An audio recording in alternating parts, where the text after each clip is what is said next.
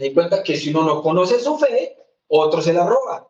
Cuando llegan los evangélicos a su casa a tocar la puerta, esos evangélicos, le aseguro que en otro momento, la gran mayoría fueron católicos. ¿Y por qué están ahí? Porque alguien les robó la fe, porque no la conocía. Entonces hoy en día, ¿por qué a la gente se le roba la fe? Porque no la conoce. El católico hoy en día normalmente no le gusta leer el catecismo de la Iglesia Católica. No conocemos el catecismo. Y es el manual de doctrina básico. Ahí es donde está lo que sí debemos creer y lo que no debemos creer. Ahí está. Puntico por punto y cosa facilita y nos lleva hasta la Biblia. Esto sí, esto no. Porque la Biblia dice tal cosa. El catecismo dice así. Y el católico normalmente no conoce el catecismo. Es que yo siento que el Señor me reveló que tal cosa. Y contradice el catecismo. No, pero yo lo siento, pero es que es el magisterio. ¿El magisterio qué es? Lucas 10:16. Jesús le dijo a los apóstoles, el que a ustedes escucha, a mí escucha. Por eso lo que dice el magisterio es palabra de Dios. Pero cuando lo dice, obviamente, en su función de magisterio, no la opinión de un sacerdote ni la opinión de un obispo. Cuando el magisterio habla como magíster, como maestro, ¿ya? Como la iglesia que es madre y maestra, ¿ya? Entonces, 3 pilares para una fe firme. Oración, amor y formación. Y eso lo ha dicho un montón de gente. Siempre, ay, sí, la oración, ¿cierto? Ay, sí, el amor, la formación, claro, obvio. ¿Quién me dice cuáles son las virtudes teologales? Fe, esperanza y caridad. Así es. Y se parecen a esas 3 cosas que están ahí, ¿no? ¿Sí será? La oración, el amor y la formación. ¿Será que tendrán algo que ver con la fe, la esperanza y la caridad? La oración, Mateo 23:41. Velad y orad para que no caigas en tentación. Ahí está la fe. ¿Ya? La fe es la forma en la que nosotros nos comunicamos con Dios. Y necesitamos una fe muy firme. ¿Ya? Pero tampoco podemos declinar o sentirnos mal el día que no hicimos una oración, porque fíjense, los mismos 3 que el Señor se llevó a la transfiguración, a Juan, a Pedro y a Santiago. ¿Qué pasó? Velen, oren, y se quedaron dormidos.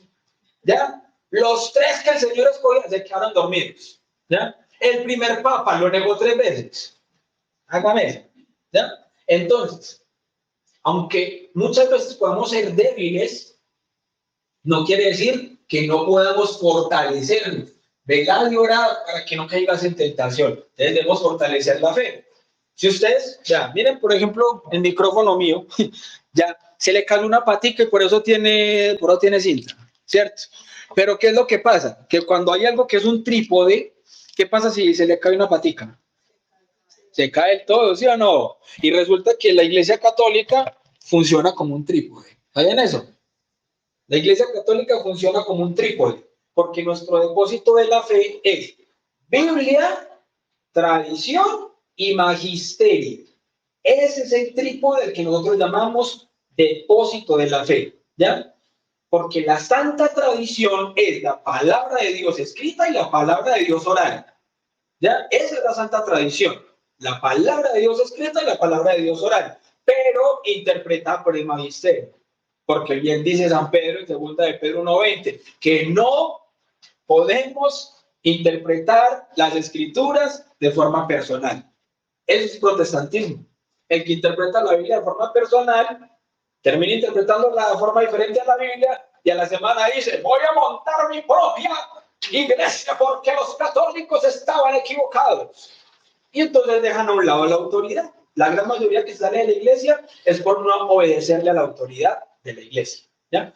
Biblia, tradición y magisterio. Y por eso la misma iglesia, santa y maestra, nos ha regalado entonces este trípode de las virtudes teologales, fe, esperanza y caridad, que las vemos dentro de la oración, el amor, que es la caridad, porque San Pablo cuando dice, es que si me falta yo puedo saber de todo, pero si no tengo caridad no tengo nada. ¿Qué quiere decir él? Si no tengo amor por el prójimo, no tengo nada. Y eso es lo que nos invitó nuestro Señor Jesucristo, ¿ya? Amar. Este es el mandamiento nuevo que nos dio Jesús. Y el que ama, como dice San Agustín, ama y haz lo que quieras, ¿ya? Porque el que ama, corrige con amor. El que ama, enseña con amor. El que ama, transmite con amor. Y la formación, dice Primera de Pedro, nuestro primer papa, es que la primera encíclica de la Iglesia Católica es la primera carta de Pedro. Esa es la primera encíclica de la Iglesia Católica, la primera carta del apóstol Pedro, el primer papa. Y dice Primera de Pedro, capítulo 3, versículo 15, que debemos estar siempre dispuestos para dar razón de nuestra esperanza. Formación, porque nuestra esperanza, ¿cuál es? La salvación, ¿ya? Pero cuando Jesús nos dice que Él ha venido para que todos los hombres ¿qué? Se salven, ¿y qué más dice? Exacto, no solamente dice que se salven, lo que pasa es que a veces nos quedamos nada más ahí. Él vino para que todos se salven y lleguen al conocimiento de la verdad. Entonces ahí está nuestra esperanza de la salvación. Desde la formación, si no conocemos nuestra fe, nos la quitan. ¿Ya? Nadie ama lo que no conoce. Nadie ama lo que no conoce. Entonces, si cualquiera de estas se nos cae, vamos a tener una fe débil. ¿Ya? Vamos a tener una fe débil. El que ama mucho y sabe mucho, pero nunca ora, ¿qué comunicación tiene con Dios? Decía un sacerdote hace tiempos en Argentina que un apologista o un cristiano que no ora es simplemente un conferencista que habla bien de Dios, pero no tiene una relación con Dios. Entonces, oración, ¿cierto? No se nos puede caer la oración. Ahora, yo oro mucho y sé mucho, pero no amo. Entonces soy un fariseo, porque los fariseos sabían mucho, pero a todo el mundo lo iban condenando porque yo sí soy el bueno. El que ama no anda condenando y señalando ni buscando a todo el mundo. ¿Sí o no? Entonces, amor, la caridad. Si yo voy a enseñar con caridad, entonces sí, que tampoco debe caer. Ahora, yo oro mucho todo el día y amo mucho, pero no sé nada. No conozco mi fe. Claro, yo puedo amar mucho a Diosito, pero tengo un Dios a mi manera. Porque si yo no conozco a Dios a la manera de Dios, termino como el católico que dice, es que yo creo en Dios a mi manera. La mejor manera de no ser católico es tener un Dios a mi manera, es ser católico a mi manera y no a la manera de Dios. Y la manera de Dios es vivir la fe como Él nos la dejó. Mateo 16:18. Y a ti te digo que tú eres Pedro, y sobre esta piedra edificaré mi iglesia. ¿Cuántas? Una sola. Mi iglesia. Y a ti te daré las llaves del reino de los cielos. Lo que antes en el cielo queda atado en la tierra, y lo que antes en la tierra queda desatado en el cielo. A Pedro le dio la autoridad al Papa. Entonces nosotros muchas veces queremos ser más papas que el Papa y corregir al Papa y corregir a los obispos, ¿ya? Corregir al magisterio, porque es que yo siento que Dios me dice que esto es así. Eso es soberbia espiritual y es peor que la soberbia del mundo, porque la soberbia espiritual es creerme más santo que los demás, creer que yo ya me convertí y no necesito conversión, y los otros sí, pero yo no. Eso es fariseísmo también. Entonces fíjense que estas tres tienen que ir de la mano. Y cuando yo identifico en cuál estoy como más quedadito, entonces tengo que empezar a darle más importancia. Yo ya sé que soy muy bueno orando, pero me falta un poquito de formación, ¿listo? Entonces vamos a empezar a leer un poquito más. No me gusta casi leer. Hay muchos canales hoy en día en YouTube gratis de formación católica. Ella hago la cuña publicitaria. Enfoca tu fe. Ahí está mi canal también. Nosotros ahí damos muchas veces eso, formación. Hace poquito dimos una charla sobre los mandamientos. Que a mí me encantó hacer esa charla porque es que el primero que termina formado, cuando preparo una charla soy yo mismo. Yo no sabía que no eran solamente 10 mandamientos. ¿Sabían eso? Dios tiene mandamientos desde antes del mundo ser mundo.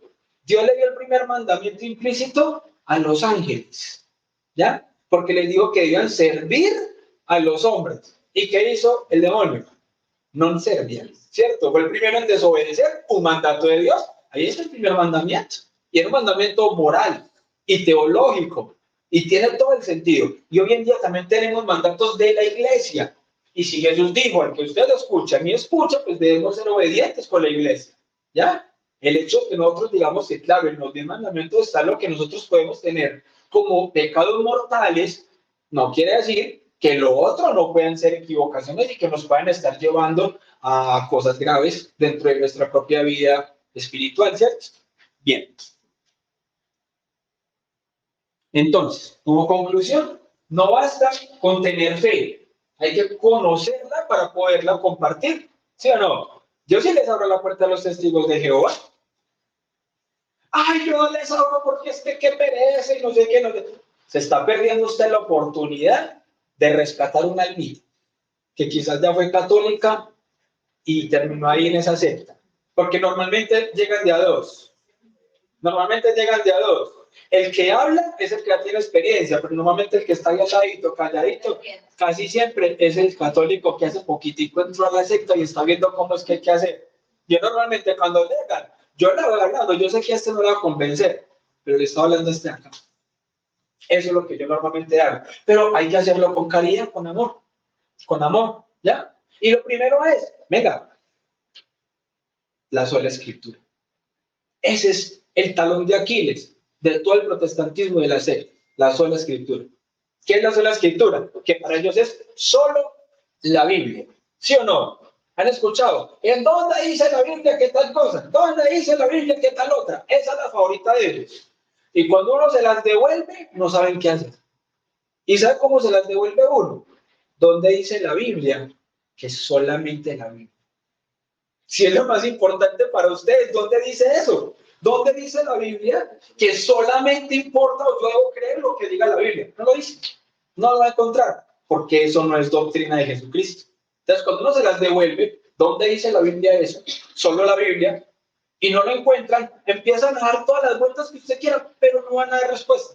Y si esa personita que está ahí empieza a caer en cuenta de eso, eso es una pequeña semillita de amor que usted le sembró a esa persona. Y un acto de caridad, recuerden que los actos de misericordia, hay uno que también es el espiritual, es enseñarle al que no sabe, ¿ya? Y eso, de forma implícita, también haberle enseñado a esa personita ahí, así sea en ese momento, es que esa persona ahí no va a decir, vuelvo a la iglesia, ¿no? Le quedó la semillita. Tranquilamente en la casa puede ir a consultar, averiguar, si le queda la duda. ¿Listo? Entonces, también ahí podemos nosotros hacer un acto de caridad. Y finalmente, mis hermanos, les quiero contar que hace poquitico publiqué mi primer libro, por gracia de Dios, y precisamente se llama, como les estaba contando en mi testimonio, Contra el tiempo, la batalla por la eternidad. Entonces, en este libro cuento mi testimonio al final del libro, pero durante todo el libro es básicamente explicar qué es el tiempo, porque creemos estar a veces en el presente, pero no lo podemos atrapar, porque no entendemos muchas veces cómo Dios, siendo Dios en la eternidad, pudo habitar en el tiempo, cuando vino a la encarnación, ¿sí o no? Cómo Dios está en la eternidad y al mismo tiempo está en el tiempo, ¿cierto? Paradojas que a veces no entendemos. ¿Y cuál es el tiempo de Dios? La liturgia. Todo un año de la iglesia es el tiempo de Dios. Adviento, Cuaresma, ¿sí o no? El tiempo ordinario, todos los tiempos litúrgicos nos van a nosotros dando reflexiones hermosas sobre lo que es vivir el tiempo de Dios. Y tanto es así que es el tiempo de Dios que hasta los ateos, los protestantes y todo el mundo lo disfrutan. Porque cada que hay un día festivo, normalmente es todo el día de un santo. ¿Sí o no? Cada vez que hay un día festivo, son los días festivos los de la iglesia y también lo disfruta el ateo. ¿Sí o no? Ese día no va a trabajar, ese día no van a estudiar. ¿Sí o no? Bueno, ¿por qué no son entonces coherentes con su cosmovisión? Ese día más bien van a trabajar. No, porque ese día es de un santo, entonces no va a trabajar. No los veo haciendo esa. ¿Sí o no? Entonces, en Semana Santa, para ellos es vacaciones. Pero ¿por qué esos días no hay trabajo y estudio? Porque son días de la iglesia, días del Señor. ¿Sí o no? Entonces, un año completo es el tiempo de Dios. Entonces, en el libro abordo también lo que es el tiempo de Dios, cómo vivirlo, y también hay un momento muy espiritual y muy bonito que dentro del mismo libro se puede vivir hasta como un retiro espiritual, porque es sanar nuestro tiempo herido. Cómo nosotros volver a ese pasado cuando éramos niños y perdonarnos a nosotros mismos y perdonar a esos que normalmente nos pudieron haber hecho algún daño. porque es que ya es pasado, ya dejó de existir, pero nosotros lo hacemos realidad presente siempre aquí.